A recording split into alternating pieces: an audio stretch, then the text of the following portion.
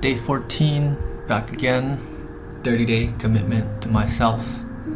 And there's this quote I want to say today, and it's start with the end in mind.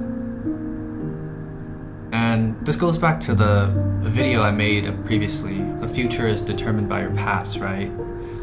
But your actions are determined by the present. So if you see yourself a certain way in the future, or you have goals for the future, right? Like you want to be rich, you want to have a nice house, you want to travel the world, whatever your goal is for the future is, like you have to be able to see it clearly. You have to start with the end in mind. What does the end look like to you, right? And where do you see yourself in 5 years, in 10 years, in 20 years, in 50 years, right? You have to be able to see it clearly, to the point where you know what the end looks like. So now that you know what the end looks like, now you can come back to your present and have actions that get you closer to that future, if that makes sense. I hope it makes sense.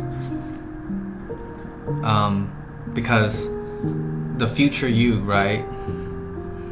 Can you see what he looks like? Can you see the way he walks, the way he talks, the way he dresses himself? Like, what kind of person does the future you look like? And if you can see a very clear vision of what they look like, then you can start thinking like, okay, what would future me do? How would I act, right? And then eventually your actions in the present will determine the future, because you put in the actions now, and eventually the more you do it, you will become that future version of yourself. You will eventually be that version of you in the future that you saw yourself in the present.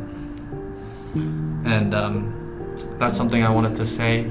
So start with the end in mind and be absolutely clear to what your end looks like. You to really think about what the end looks like, because everyone's on their own path. Everyone has a different version of themselves in the future, and that future could be yours if you do something about it in the present.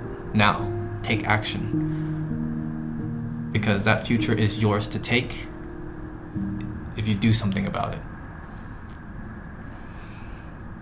See you tomorrow.